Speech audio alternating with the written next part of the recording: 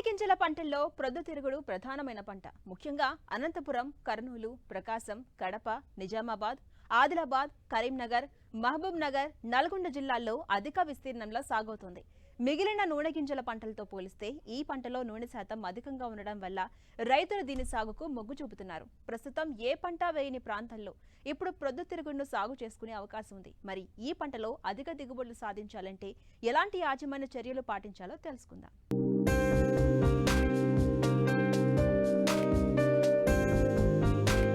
తెలుగు రాష్ట్రాలలో సాగుతున్న నూనె గింజల పంటల్లో ప్రొద్దుతిరుగుడు అధిక ప్రాముఖ్యాన్ని సంతరించుకుంది.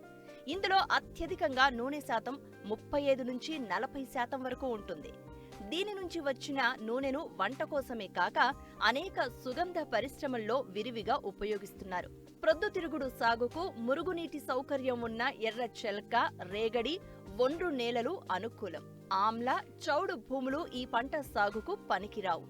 నీటి వసతి ఉన్న ప్రాంతాల్లో ఏడాది పొడవునా ఈ పంటను సాగు చేసుకునే అవకాశాలున్నా పూత, గింజకట్టు సమయాల్లో అధిక వర్షాలు లేదా పగటి ఉష్ణోగ్రతలు 38 డిగ్రీలకు మించకుండా ఉంటే నాణ్యమైన అధిక దిగుబడులను పొందవచ్చు.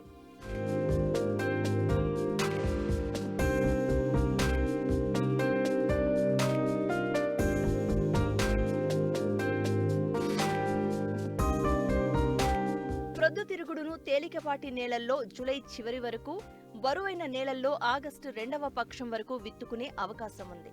ముందుగా ఎంచుకున్న భూమిని 3-4 సార్లు బాగా దుక్కి చదును చేసుకోవాలి. ఈ పంటలో పలు ప్రైవేట్ సంస్థలు విడుదల చేసిన సంకర రకాలే కాక తెలుగు రాష్ట్రాల్లోని వ్యవసాయ విశ్వవిద్యాలయాలు విడుదల చేసిన హైబ్రిడ్ రకాలు కూడా అధిక దిగుబడులతో రైతుల క్షేత్రాలలో సత్ఫలితాలిస్తున్నాయి. వీటిలో KBSH 44, NDSH 1, DRSH 1, NDSH 10, 12 వంటి సంకర వంగడాలు మన ప్రాంతంలో సాగుకు అనువుగా ఉన్నాయి. ఎకరా పొలంలో విత్తడానికి 2 కిలోల విత్తనం సరిపోతుంది. అయితే ప్రొద్దుతిరుగుడును వర్షాధారంగా సాగు చేసేటప్పుడు విత్తనం తొందరగా మొలకెత్తడానికి లీటరు నీటికి కిలో విత్తనం చొప్పున 14 గంటల పాటు మంచినీటిలో నానబెట్టి తర్వాత నీడలో ఆరబెట్టుకోవాలి. ప్రధాన పొలంలో విత్తే ముందుగా కిలో విత్తనానికి 4 గ్రాముల థయోమిథాక్సోమ్ లేదా 5 మిల్లీలీటర్ల ఇమిడాక్లోప్రిడ్ కలిపి విత్తన శుద్ధి చేసినట్లయితే పంటను కొంతవరకు తెగుళ్లు, రసం పీల్చు పురుగుల బారి నుంచి రక్షించుకోవచ్చు. ప్రొద్దుతిరుగుడులో మొక్కల సాంద్రత అనేది చాలా కీలకం. వరుసల మధ్య 45 నుండి 60 సెంటీమీటర్లు, మొక్కల మధ్య 20 నుంచి 30 సెంటీమీటర్ల దూరంలో విత్తుకున్నట్లయితే పొలంలో ఉండవలసిన మొక్కల సాంద్రత ఉండి ఆశించిన దిగుబడులు పొందగలం. విత్తిన 15 రోజుల తర్వాత ఒక్కో కుదురుకు ఒక్కో ఆరోగ్యవంతమైన మొక్కను ఉంచి మిగిలిన వాటిని తీసివేయాలి. ఇలా చేయడం ద్వారా మొక్కల మధ్య నీటికి, ఎరువులకు పోటీ లేకుండా ఉండి మొక్కలు ఆరోగ్యవంతంగా పెరుగుతాయి. ప్రొద్దుతిరుగుడును ఏక పంటగానే కాక కంది, వేరుశెనగ, ఆముదం వంటి పంటలతో కలిపి అంతర పంటలుగా కూడా సాగు చేయవచ్చు. కలుపు నివారణకు గాను లీటరు నీటికి 5 మిల్లీలీటర్ల పెండిమిథాలిన్ కలిపి విత్తిన వెంటనే భూమిలో తగినంత తేమ ఉన్నప్పుడు నేలపై సమానంగా పిచికారీ చేసుకోవాలి. పైరు నెల రోజుల దశలో మరొకసారి మనుషులతో అంతర కృషి చేసినట్లయితే కలుపును పూర్తిగా అరికట్టవచ్చు. మనం అందించే పోషకాలపైనే పంట దిగుబడులు ఆధారపడి ఉంటాయి. కాబట్టి సిఫారసు చేసిన రసాయన ఎరువులతో పాటు సేంద్రియ ఎరువులను కలిపి సమగ్రంగా అందించాలి. ముందుగా ఆఖరి దుక్కిలో ఎకరాకు 3 టన్నుల పశువుల ఎరువును వేసి బాగా కలియతున్నాలి.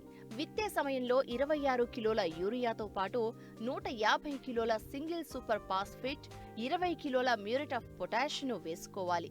పైరు 30 రోజుల దశలో ఒకసారి, 50 రోజుల దశలో మరొకసారి ఎకరాకు 13 కిలోల చొప్పున యూరియాను పైపాటుగా అందించినట్లయితే మొక్కలు ఏపుగా పెరుగుతాయి. పైపాటుగా ఎరువులను వేసిన తర్వాత తప్పనిసరిగా ఒక నీటి తడి ఇచ్చినట్లయితే పోషకాల వినియోగ సామర్థ్యం పెరుగుతుంది. గంధకాన్ని జిప్సం రూపంలో ఎకరాకు 10 కిలోలు వేసుకున్నట్లయితే గింజల్లో నూనె శాతం పెరిగి అధిక దిగుబడులు పొందవచ్చు. దీనితో పాటు పైరు పూత దశలో ఉన్నప్పుడు లీటరు నీటికి 2 గ్రాముల బోరాక్స్ ను కలిపి పిచికారీ చేసినట్లయితే గింజల్లో తాలు శాతం తగ్గి బాగా వృద్ధి చెందుతాయి. వాతావరణ పరిస్థితులను బట్టి నీటి తడులను అందించాల్సి ఉంటుంది. పంట కీలక దశలైన మొగ్గ, పువ్వు వికసించు దశ, గింజకట్టు దశలో పైరు బెట్టకు గురి కాకుండా చూసుకోవాలి.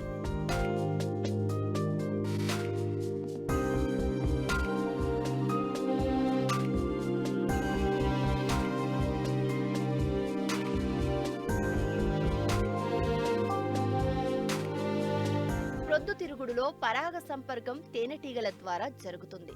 తేనెటీగలు తక్కువగా ఉన్న పరిస్థితుల్లో మెత్తటి గుడ్డను లేదా దూదిని ఉపయోగించి పువ్వులపై రుద్దటం ద్వారా మెరుగైన ఫలితాలను పొందవచ్చు. ఈ పంట సాగులో రైతులు ఎదుర్కొంటున్న ప్రధాన సమస్య పక్షుల బెడద. మెరుపు రిబ్బన్లను పంట కన్నా ఎత్తులో కట్టడం, పొలంలో అక్కడక్కడ దిష్టి బొమ్మలను పెట్టి వీటి బారి నుంచి పైరును కాపాడుకోవచ్చు.